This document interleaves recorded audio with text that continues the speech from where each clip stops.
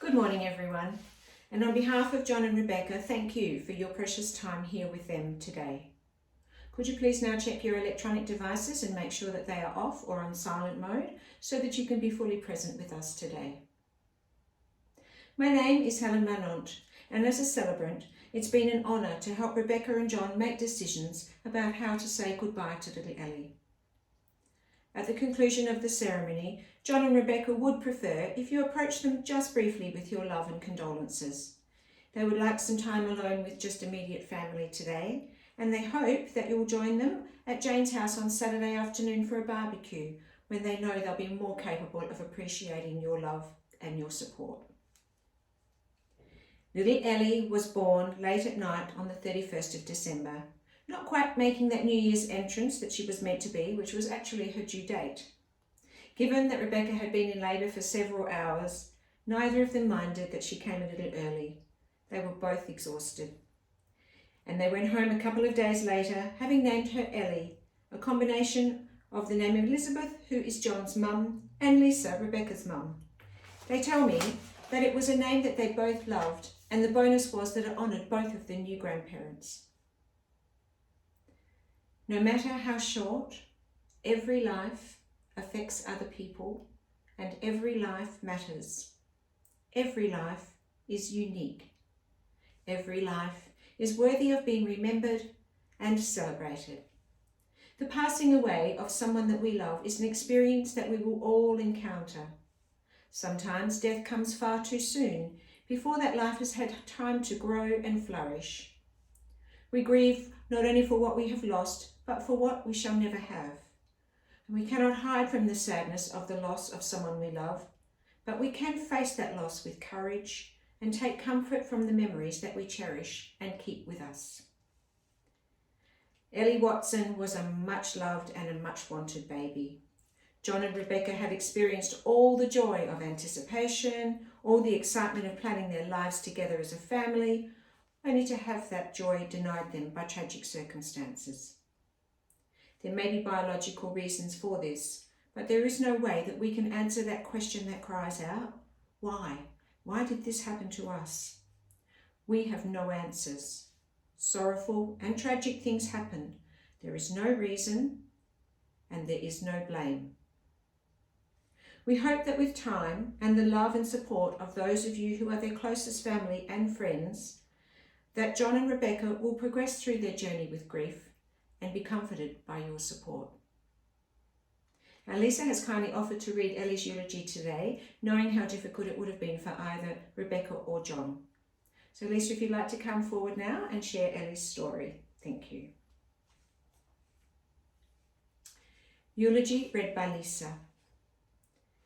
My little granddaughter Ellie was a true gift, not just to Rebecca and John, but also to myself and my husband Jeff, as well as John's mum and dad Rhonda and Carl. We were all very much included in the pregnancy and the planning of her future, and when it was time for Rebecca and John to go to hospital, they made sure that we were in full communication with all the labour details. So when we had a late night, we didn't mind. It was a joyous one in the end. We were all lucky enough to meet Ellie the next day, and we lined up to take turns holding her and breathing in that indescribable baby aroma. As grandparents, we also all good-humouredly made statements about how much Ellie looked like us. During that short visit, we were all introduced to the most gentle and the sweetest little bundle that we had ever met. It was a couple of days later that Jeff and I visited and managed to sneak in some more snuggles.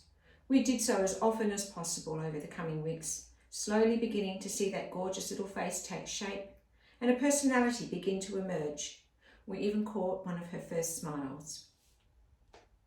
We know that Ellie would have been beautiful like her mum and sensitive like her dad.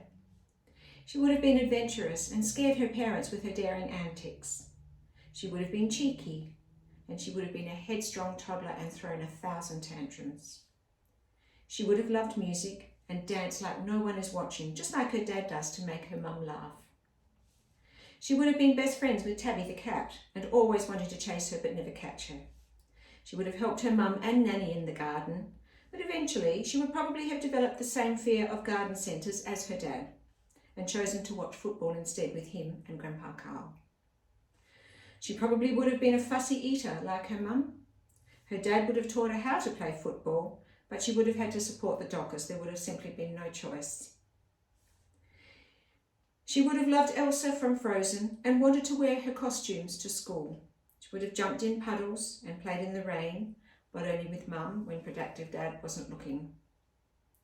She would have had lots of friends. She would have had a big imagination and found the fun in the small things. She might have taken after her dad and played football, or been awful at sport like her mum. She would have been short with curly brown hair that needed taming, and been embarrassed by her parents as a teenager. She would have been shown how to love unconditionally and be confident and kind. She would have learned so many amazing things from everyone around her, and she probably would have got a stupid tattoo when she was at university and tried to hide it from her mum.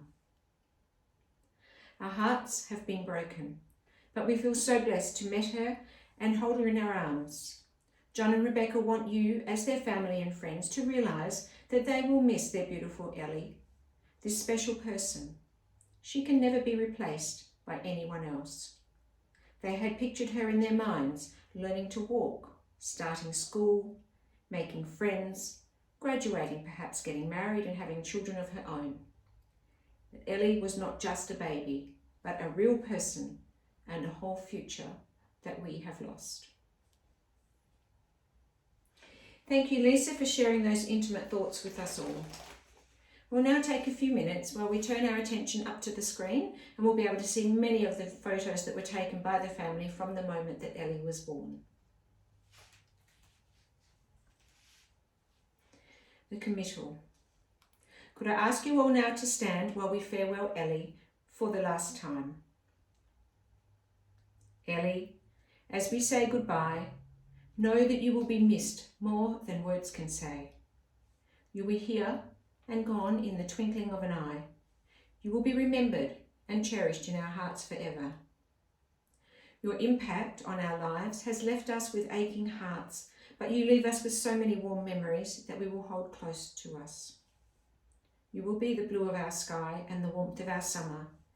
You will be a perfect and innocent heart forever. Sweet dreams, little one, and sleep tight.